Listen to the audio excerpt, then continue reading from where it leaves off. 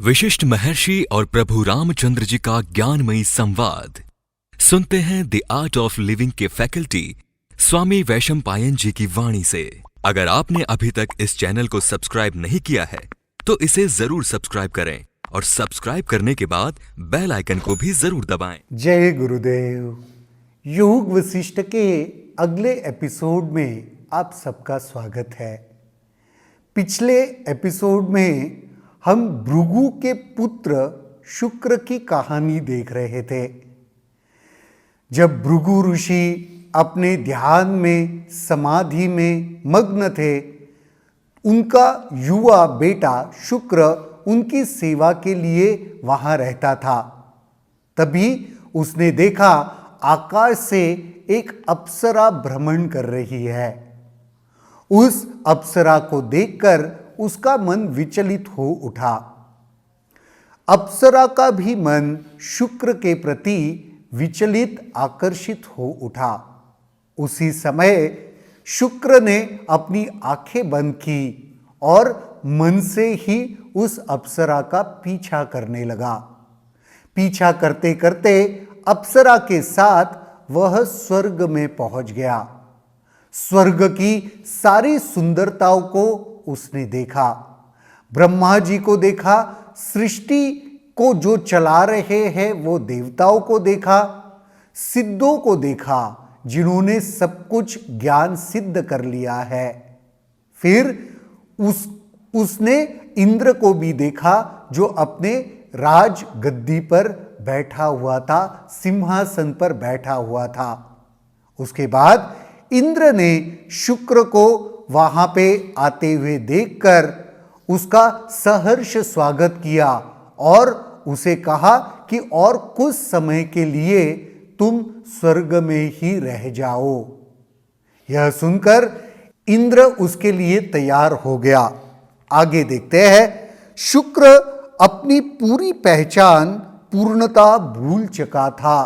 वहां पे जब रहने लगा तो रहते रहते उसकी पुरानी पहचान पूर्णपणे भूल गया। कुछ दिन इंद्र की सभा में बिताने के बाद शुक्र स्वर्ग में विचरण करने लगा और शीघ्र ही उसने उस अप्सरा का पता भी लगा लिया। जब दोनों ने एक दूसरे को देखा तो इनमें एक दूसरे को प्राप्त करने की इच्छा जागृत हुई। इच्छा की पूर्ति स्वर्ग की अपनी विशेषताएं है। ऐसे कहते हैं स्वर्ग में जब पहुंचते हैं ना तो वहां पे छोटी सी छोटी या बड़ी सी बड़ी हर इच्छा तुरंत पूरी हो जाती है। तो वही कह रहे कि इच्छा की पूर्ति स्वर्ग की अपनी विशेषताएं है। जिस उद्यान में वे मिले, शुक्र के मन में इच्छा हुई कि रात का अंधेरा हो। वहां फिर अंधेरा हो गया। तब शुक्र उद्यान में स्थित विश्राम कक्ष में प्रविष्ट हुआ। उस अप्सरा ने भी उसका अनुसरण किया। अप्सरा ने अर्चना की। अप्सरा ने रिक्वेस्ट की, हे महाभाग, मैं तुम्हें पाने के इच्छा से पीड़ित हूं। मेरी समझदारी नहीं बल्कि मंदबुद्धि ही मुझे यहां घसीट लाई है। तीनों लोकों का स्वामित्व भी अपने प्रिय के संग आगे तुच्छ है। अतः प्रार्थना है मुझे अपने हृदय में स्थान दे। और यह कहकर वह उसके छाती पर गिर पड़ी।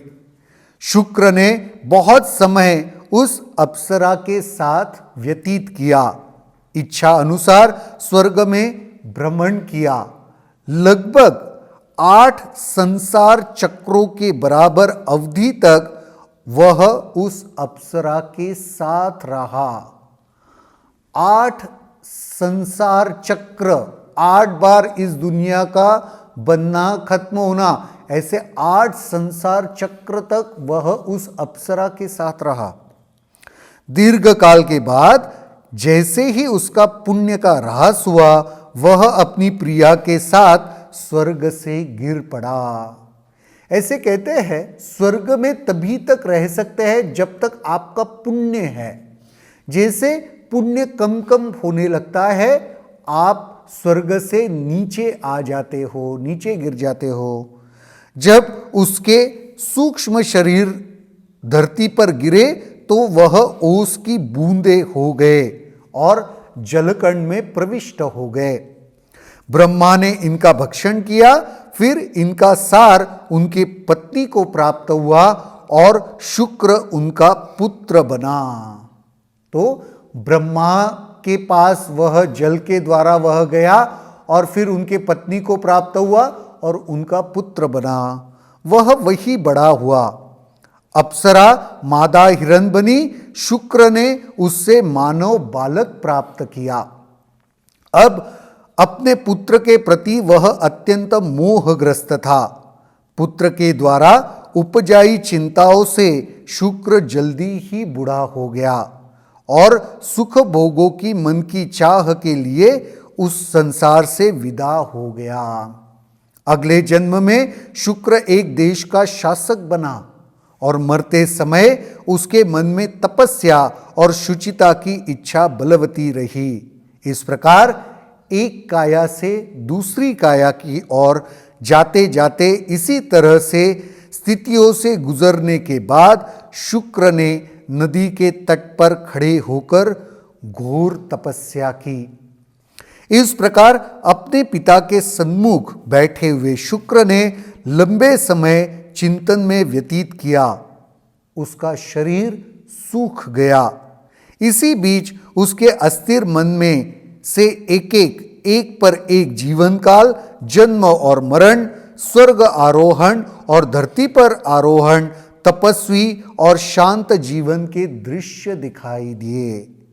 वह इनमें इतना डूबा रहा कि उसे ये सब दृश्य वास्तविक प्रतीत हुए। विभिन्न ऋतुओं का प्रहार झेलते झेलते उसकी शरीर की हड्डियों का ढांचा भर रह गया। उसे देखने पर डर लगता था। उसे जंगली जानवरों ने भी नहीं खाया, क्योंकि वह ध्यान में मग्न भृगु ऋषि के सामने बैठा था और स्वयं उसने भी तब से आत्मबल प्राप्त कर लिया था। बड़ी दिलचस्प कहानी है कि वो भृगु ऋषि के सामने बैठकर मन में ही ये सब कर रहा है। मन में ही स्वर्ग पहुंच गया, मन में ही अप्सरा के साथ रहने लगा। और कितना समय, 8 संसार चक्र बीत गए, उतना समय अप्सरा के साथ बिताया। उसके बाद उसके पुण्य का ह्रास हुआ तो जमीन पर आ गया, धरती पर आ गया, फिर जन्म लिया, फिर मरण, फिर शासक बना, फिर उसके मन में वह ज्ञान के प्रति का वह जागृत हुआ भाव, फिर उसने तपस्या की। पर यह सारा कहां चल रहा है? मन में चल रहा है। आपने देखा है हमारे मन में भी कितने सारे संसार बनते और बिगड़ते रहते हैं। क्या आपने कभी अनुभव किया है हम भी मनोमय संसार में कितना कुछ कर लेते हैं? जीवित होते हैं, मरते हैं, सक्सेस पाते हैं, फेल्यूर अनुभव करते हैं। हमारे मन के ख्यालों में क्या कुछ नहीं होता। इस कहानी में वही कहीं ना कहीं निर्देश किया जा रहा है कि देखो मन के स्तर पर क्या क्या मुमकिन है। शुक्र शरीर से कहीं गया ही नहीं, लेकिन मन के स्तर पर कितने जीवन जी लिया। बार बार देखो, और एक कथा में फिर से हमें कहीं ना कहीं वही बताने की चेष्टा हो रही है। सब जगत मनोमय है। मन ही सारे संसार का, जगत का निर्माता है। अगर मन नहीं है तो जगत भी नहीं है, संसार भी नहीं है। अगले एपिसोड में देखेंगे इस कहानी में फिर क्या हुआ। भृगु ऋषि और शुक्र की कहानी अगले एपिसोड में कंटिन्यू करते हैं। तब तक के लिए जय गुरुदेव। अगर आपके इस वीडियो को लेकर कुछ सवाल हैं तो कमेंट सेक्शन में जरूर लिखें, जिसके ऊपर हम आने वाले वीडियोस में चर्चा करेंगे।